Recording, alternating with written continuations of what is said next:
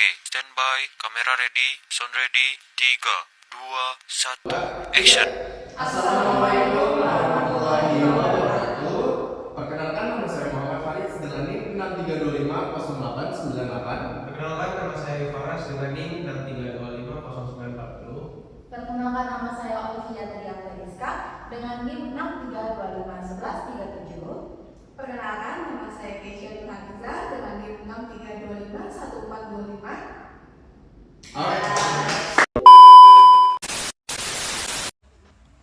Nah, masuk pada bagian pertama, yaitu latar belakang daripada studi kasus ini, yaitu reformasi UU HPP dan PP 58 tahun 2023. UU HPP atau Undang-Undang Harmonisasi Peraturan Perpajakan mengubah landscape pajak nasional secara fundamental. Perubahan krusial di tahun 2026 mewajibkan penggunaan metode tarif efektif rata-rata atau yang biasa disebut TER dalam mempermudah pemotongan PPh pasal 21 bulanan milik karyawan. Dan masalah yang dihadapi dalam studi kasus ini yaitu kepatuhan dan arus kas. Sebagai entitas bisnis yang aktif, PT QWERTY dihadapkan pada kewajiban multitransaksi. Evaluasi mutlak diperlukan untuk memastikan akurasi pemotongan PPh 21, PPh 23 milik vendor, dan PPh 4 ayat 2 yang bersifat final agar terhindar dari denda administratif. Lanjut ke withholding tax system. Yang pertama ada PPh pasal 21 dengan menggunakan metode tarif TER. Pajak atas gaji atau tunjangan karyawan mulai dihitung bulanan menggunakan label tarif efektif rata-rata atau TER sesuai kategori PTKP. Lalu disesuaikan dengan tarif pasal 17 pada masa pajak terakhir yaitu di bulan Desember. PPh pasal 23, pemotongan atas penghasilan modal, penyerahan jasa, maupun kegiatan selain objek PPh 21. Tarif normal sebesar 2% dari jumlah bruto atau tarif penalti 4% bagi entitas penerima yang tidak memiliki NPWP. Yang terakhir adalah PPh pasal 4 ayat 2. Pajak penghasilan yang bersifat final dan tidak dapat dikreditkan diterapkan langsung pada objek tertentu. Nah, dalam kasus PT QWERTY ini dikarenakan pada sewa kantor tarif 10% dan bunga deposito tarif 20%. Oke, selanjutnya kita masuk ke data beban personalia pada PT QWERTY. Di sini ada komponen beban usaha, kemudian ada jumlah bruto tahunan dalam rupiah, kemudian ada bagian proporsi dalam persen, dan estimasi bulanan juga dalam rupiah. Masuk ke komponen beban usaha yang pertama, itu ada gaji dan upah pokok. Jumlah bruto tahunannya sebesar 4.453.500.300 rupiah. Proporsi persenannya itu sebesar 74,83%, dan estimasi bulanannya itu sebesar 371.125.025 rupiah. Kemudian masuk ke komponen beban usaha yang kedua, ada tunjangan jabatan dan THR. Jumlah bruto tahunannya sebesar 753.745.450 rupiah. Proporsi dalam persenannya itu sebesar 12,67%, dan estimasi bulanannya sebesar 62.812.121 rupiah. Masuk ke komponen beban usaha yang ketiga, ada uang makan dan transportasi. Jumlah bruto tahunannya sebesar 743.878.572 rupiah.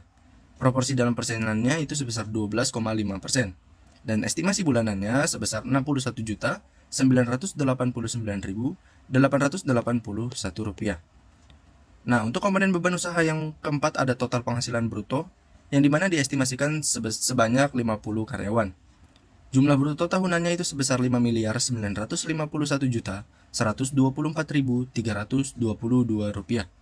Proporsi dalam persenannya itu sebesar 100%, dan estimasi bulanannya itu sekitar 495.927.027 rupiah.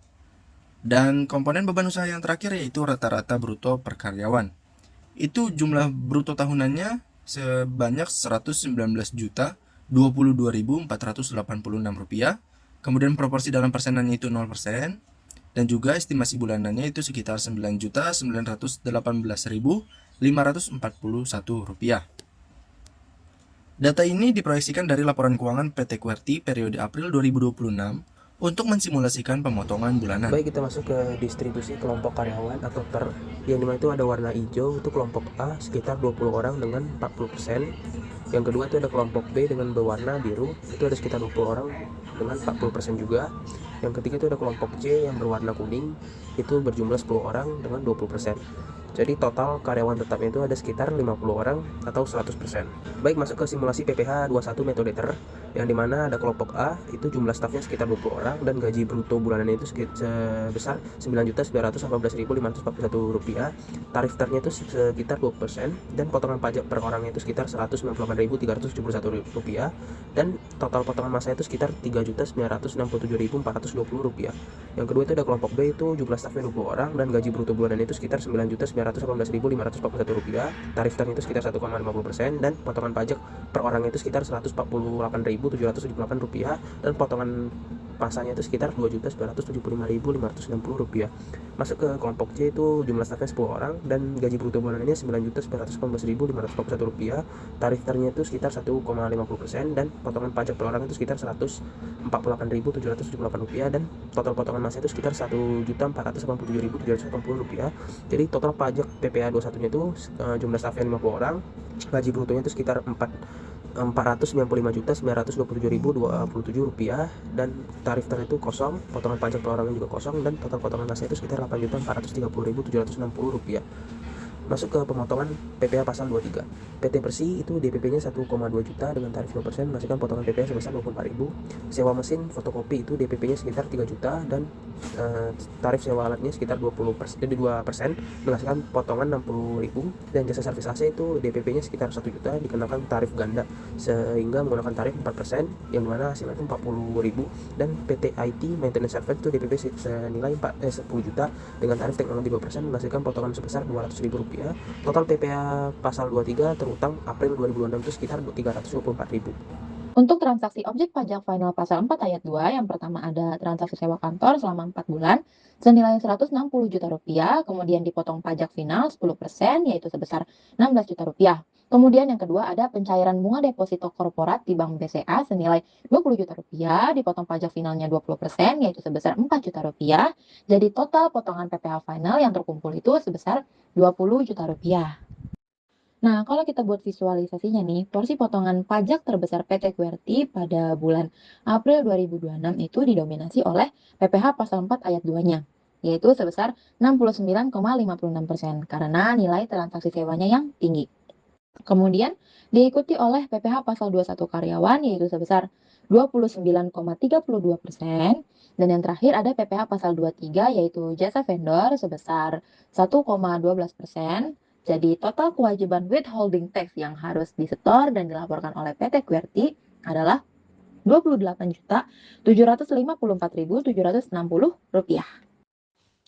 Nah, selanjutnya ada langkah-langkah melakukan simulasi pelaporan SPT. Yang pertama ada mempersiapkan dokumen seperti menyiapkan NPWP badan, rekap gaji, bukti pemotongan PPh 21 atau TER, ada PPh 23 serta PPh 4 ayat 2, hasil perhitungan keuangan. Nah, yang kedua, kita akan melakukan login ke DJP online. Nah, ini tuh kita mengakses laman portal resmi Direktorat Jenderal Pajak menggunakan akun resmi instansi. Nah, ini halaman pas kita masuk ke web DJP-nya atau ke web Cortex-nya. Ini kita login menggunakan ID pengguna yaitu nick dan kata sandi. Setelah kita mengisi kata sandinya, kita akan melakukan pengisian kode captcha-nya. Nah, kalau semuanya udah terisi, kita akan pencet login. Nah, ini halaman setelah loginnya. Habis itu, kita akan ngeklik di atas itu pada surat pemberitahuan atau SPT. Nah, habis itu bakal muncul dashboard pembuatan SPT-nya. Nah, selanjutnya kita pilih buat konsep SPT-nya. Lalu kita pilih PPh pasal 21. Nah, selanjutnya untuk periode kita pilih akan memakai yang mana. Habis itu kita klik lanjut. Nah, untuk jenis SPT-nya kita pilih yang normal. Habis itu kita buat konsep SPT-nya. Kalau sudah diklik itu nanti bakal ada tulisan successful-nya. Nah, nanti akan muncul seperti ini. Habis itu kita klik tanda pensil pada PPh yang akan kita lihat. Nah, nanti itu tampilannya akan jadi seperti ini. Nah, untuk PPh 21-nya sudah. Selanjutnya kita akan melihat PPh pasal 23 dan PPh pasal 4 ayat 2. Nah, untuk masuknya kita sama mencet surat pemberitahuan atau SPT-nya. Habis itu kita buat konsep SPT. Selanjutnya kita pencet withholding tax. Lanjut. Nah, untuk periode dan tahun pajaknya kita menyesuaikan yang sudah dibuat sebelumnya. Habis itu kita pencet lanjut. Nah, untuk modal SPT kita pencet normal. Habis itu kita klik buat konsep SPT-nya. Nah, draft SPT-nya sudah terbentuk. Habis itu kita cari draft SPT yang akan kita laporkan. Nah, kita di sini pilih PPh unifikasi. Habis itu kita pencet tanda pensil. Nah, nanti tampilannya akan jadi seperti ini. Untuk PPh pasal 23 dan PPh pasal 4 ayat 2 sudah selesai. Nah, selanjutnya kita akan masuk ke kesimpulannya, di mana hasil evaluasi utamanya adalah implementasi sistem pemotongan pajak atau withholding tax PT QWERTY untuk periode April 2026 telah sesuai dengan UU HPP-nya. Selanjutnya untuk metode tarif efektif rata-rata atau TER, PPh 21 berhasil disimulasikan dan menghasilkan total kewajiban setoran bulanan senilai Rp8.430.760.000 dari 50 orang karyawan. Nah, untuk rekomendasi manajemennya, yang pertama ada prioritas vendor ber-NPWP, di mana perusahaan disarankan membatasi jasa non-NPWP seperti Bapak Faris, guna menghindari penalti tarif ganda, yaitu tarif 4%. Nah, yang kedua ada integrasi keuangan digital, di mana mengadopsi sistem pembukuan digital yang otomatis sinkron dengan eBupot untuk meminimalkan human error saat rekonsiliasi data.